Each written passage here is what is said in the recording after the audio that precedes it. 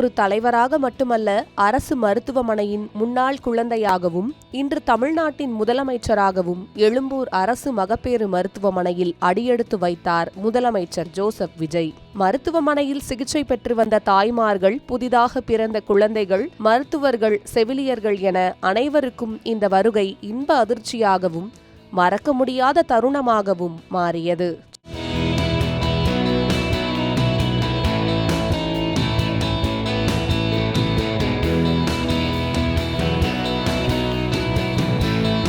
சென்னை எழும்பூரில் உள்ள அரசு மகப்பேறு மற்றும் குழந்தைகள் நல மருத்துவமனையில் முதலமைச்சர் விஜய் திடீர் ஆய்வு மேற்கொண்டார். முன்கூட்டியே அறிவிப்பின்றி நடைபெற்ற இந்த ஆய்வில் சுகாதாரத்துறை அமைச்சர் அருண்ராஜ் மற்றும் உயர் அதிகாரிகள் உடன் இருந்தனர். மருத்துவமனையின் பல்வேறு வார்டுகளுக்கு சென்ற முதலமைச்சர் விஜய் பிரசவத்திற்காக காத்திருந்த கர்ப்பிணி பெண்கள், சிகிச்சை பெற்று வந்த தாய்மார்கள் ஆகியோரிடம் நேரில் பேசி மருத்துவ சேவைகள் குறித்து கருத்துக்களை கேட்டறிந்தார். மேலும் அவர்களுக்கு தேவையான வசதிகள் போதுமான அளவில் உள்ளதா, சிகிச்சையில் ஏதேனும் சிரமங்கள் உள்ளனவா என்பதையும் விரிவாக விசாரித்தார். இதற்கிடையில் பிறந்த சில நாட்களேயான பச்சிளம் குழந்தைகளை தனது கைகளில் ஏந்தி அன்புடன் கொஞ்சிய முதலமைச்சரை பார்த்த தாய்மார்கள் மற்றும் அவர்களது குடும்பத்தினர் உற்சாகமடைந்தனர். மருத்துவமனை முழுவதும் சிஎம் சார், அண்ணா அண்ணா என்ற முழக்கங்கள் எதிரொலித்தன.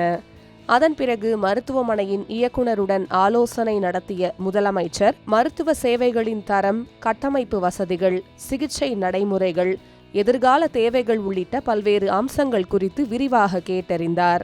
ஏழை எளிய மக்களுக்கு தரமான மருத்துவ சேவை வழங்க தேவையான அனைத்து வசதிகளும் அரசு தரப்பில் செய்து தரப்படும் என்று உறுதியளித்ததாக அதிகாரிகள் தெரிவித்தனர். மேலும் அரசின் கருத்தரிப்பு மையத்தில் பிறந்த முதல் இரட்டை குழந்தைகள் குறித்தும் முதலமைச்சர் ஆர்வமாக விசாரித்தார்.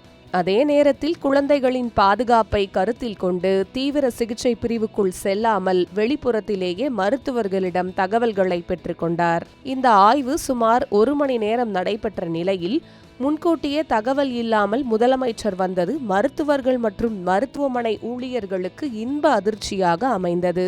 மருத்துவ சேவைகள் சிறப்பாக நடைபெறுவதாக பாராட்டிய முதலமைச்சர் இதே அர்ப்பணிப்புடன் தொடர்ந்து பணியாற்றுமாறும் அறிவுறுத்தியதாக மருத்துவமனை நிர்வாகம் தெரிவித்தது. குறிப்பிடத்தக்க வகையில் 1974ஆம் ஆண்டு ஜூன் 22ஆம் தேதி முதலமைச்சர் விஜய் பிறந்ததும் இதே எழும்பூர் அரசு மகப்பேறு மருத்துவமனையில்தான்.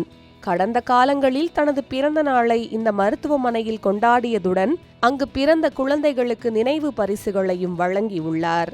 இன்று அதே மருத்துவமனைக்கு மாநிலத்தின் முதலமைச்சராக திரும்பி மருத்துவ சேவைகளை ஆய்வு செய்தது பலரின் கவனத்தையும் ஈர்த்த நிகழ்வாக அமைந்தது.